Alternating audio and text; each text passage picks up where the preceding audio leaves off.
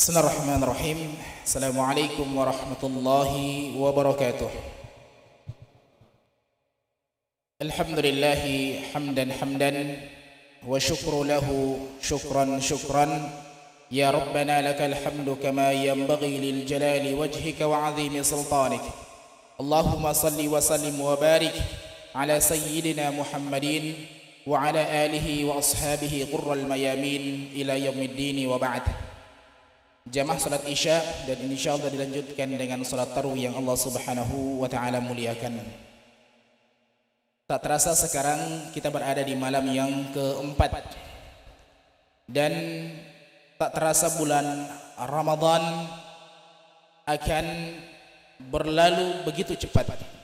Maka dengannya di momentum Ramadan yang penuh kebahagiaan ini, kita saling mengingatkan satu dengan yang lain, dan terkhusus pada kesempatan yang mulia ini kita akan membahas tentang hadis Nabi SAW yang disebutkan oleh Imam An-Nawawi dalam urutan hadis yang ke-19 dari sahabat yang mulia Abdullah ibnu Abbas.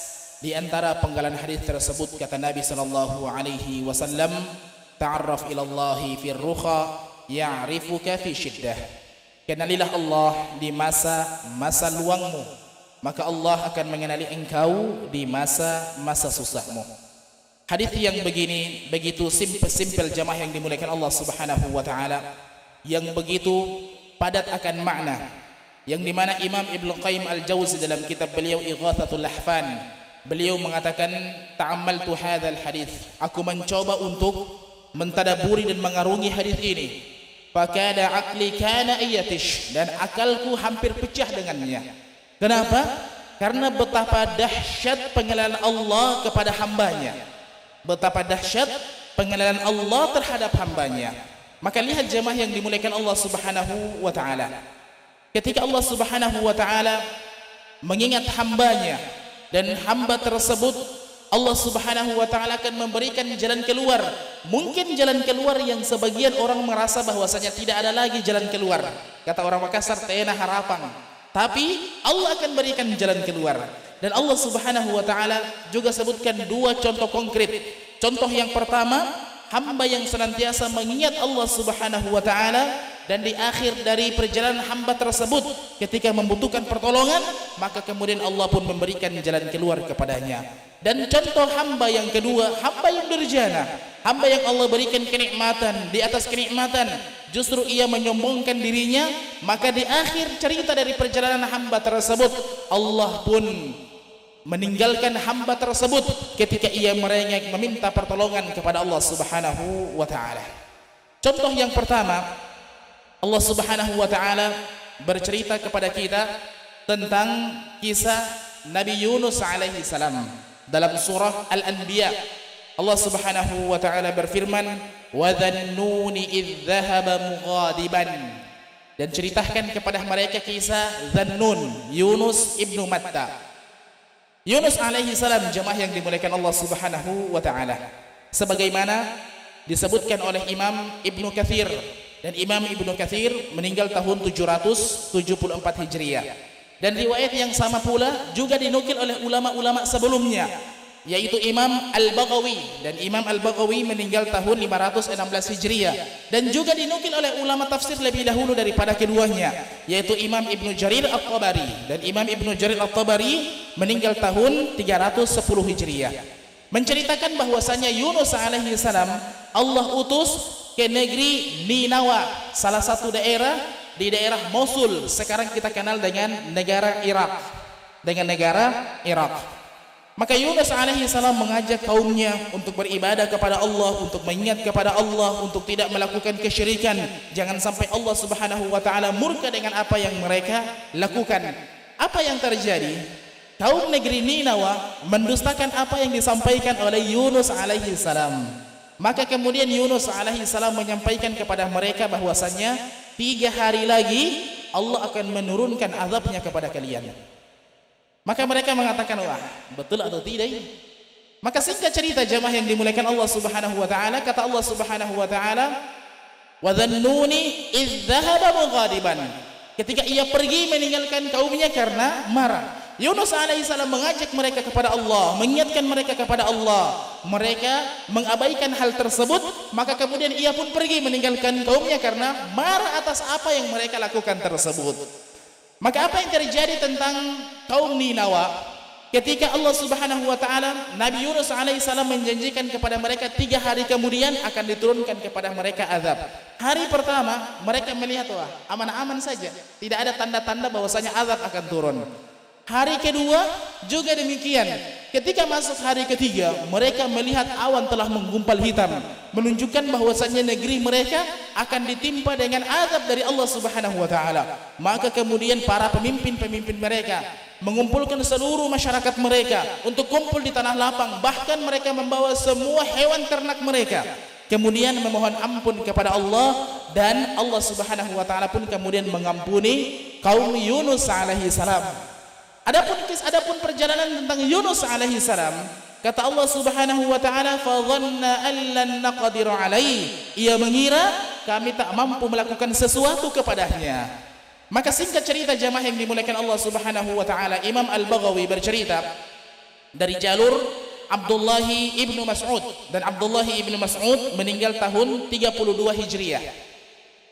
Beliau bercerita bahwasanya Yunus alaihi salam menaiki suatu perahu untuk melakukan perjalanan bersama para penumpang yang lain, dan perahu yang begitu padat ketika bertemu dengan ombak yang begitu deras, perahu tersebut hampir tenggelam. Maka harus ada yang loncat ke laut. Maka kemudian mereka melakukan qur'ah atau tarik lotre, kira-kira nama siapa yang keluar. Ternyata yang keluar nama Yunus alaihi salam. Mereka mengatakan, wah, coba kita ulang lagi, jangan sampai kebetulan.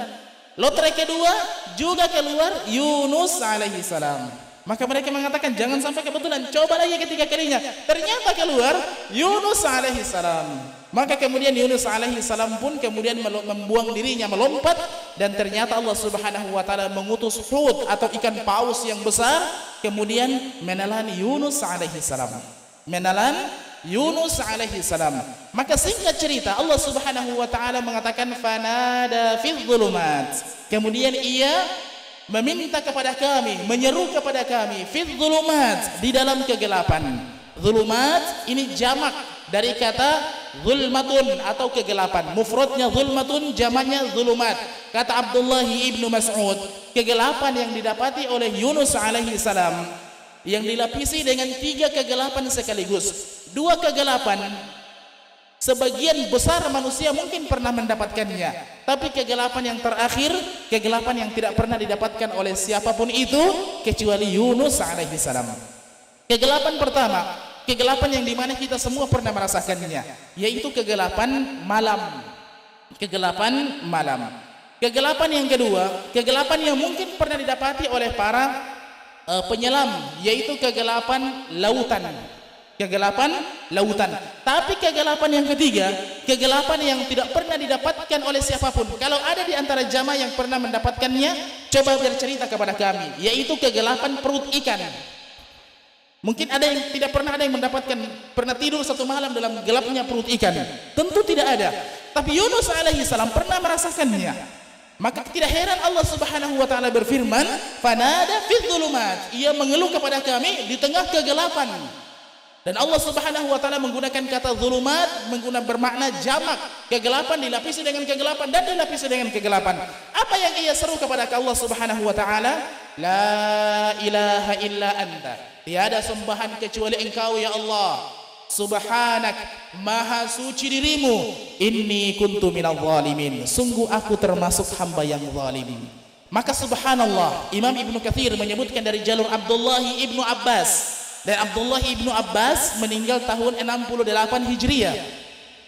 Para malaikat, kata Abdullah ibnu Abbas, para malaikat pemikul arsh mengatakan bahwasannya, ya Rabb, wahai Tuhan kami, sautun ma'ruf min makanin ghairu ma'ruf, suara yang kami kenal, suara Yunus alaihi salam, tapi kami tidak tahu dari mana suara ini berasal. Dari mana suara ini berasal? Maka kemudian Allah Subhanahu wa taala mengatakan, hadza abdi Yunus, ini adalah suara dari suara hambaku Yunus alaihi salam. Asani fa'adzabahum. Ia bermaksiat kepada kami, maka kemudian kami memberikan pelajaran kepadanya. Subhanallah, tantangan menjadi seorang nabi dan seorang rasul itu adalah amanah dan beban yang berat. Maka tidak heran Allah Subhanahu wa taala menjadikan meninggalkannya Yunus alaihi salam kaumnya karena tidak bersabar dengannya. Allah jadikan itu maksiat dan Allah kemudian menghukumnya. Maka lihat jamaah yang dimuliakan Allah Subhanahu wa taala, Yunus alaihi salam ketika mengatakan la ilaha illa anta subhanaka inni kuntu minadh dhalimin, maka kemudian Allah Subhanahu wa taala pun menolong dan mengeluarkan Yunus alaihi salam dari tempat yang bahkan para malaikat sekalipun tidak tahu di mana suara ini berasal. Kemudian Allah membocorkan rahasianya. Kenapa Allah Subhanahu wa taala menyelamatkan Yunus alaihi salam? Kata Allah Subhanahu wa taala dalam surah As-Saffat, Allah Subhanahu wa taala berfirman menyebutkan rahasia kenapa Allah menyelamatkan Yunus alaihi salam. Allah Subhanahu wa taala berfirman, "Falaula annahu kana minal musabbihin." Seandainya Yunus alaihi salam itu bukan di antara hamba yang gemar bertasbih kepada kami, lalabisa fi batnihi ila yaumi yub'atsun, maka sungguh ia akan tinggal dalam perut ikan sampai hari mereka dibangkitkan. Tapi lihat jamaah yang dimuliakan Allah Subhanahu wa taala, Yunus alaihi salam adalah hamba yang gemar bertasbih memuji akan kebesaran Allah, maka kemudian Allah pun memberikan jalan keluar yang tidak ada lagi jalan keluar kecuali jalan keluar dari Allah Subhanahu wa taala. Dengannya Allah Subhanahu wa taala mengingatkan kepada kita, fadhkuruni azkurukum, ingatlah aku pun akan mengingat kalian. Dalam ayat yang lain Allah Subhanahu wa taala berfirman, wa idza sa'alaka ibadi anni fa inni qarib, jikalau hambaku bertanya tentangku, jawablah fa inni qarib, sungguh aku amat sangat dekat dengan mereka. Ujibu da'watad da'i idza da'an, aku menjawab seruan mereka yang menyeru kepadaku. Maka jamaah yang dimuliakan Allah Subhanahu wa taala, dalam momentum Ramadan yang penuh kenikmatan dan keindahan ini, kami mengingatkan kepada seluruh jamaah dan terkhusus kepada diri kami pribadi untuk senantiasa memperbanyak membasahi lisan-lisan kita dengan berzikir kepada Allah Subhanahu wa taala. Dan contoh yang kedua insyaallah kita sebutkan pada malam ceramah berikutnya karena kami memiliki jadwal 2 kali dalam masjid kita yang mulia ini. Barakallahu fikum wa sallallahu ala nabiyyina Muhammadin wa ala alihi wa sahbihi ajma'in. Tsumma assalamu alaikum warahmatullahi wabarakatuh.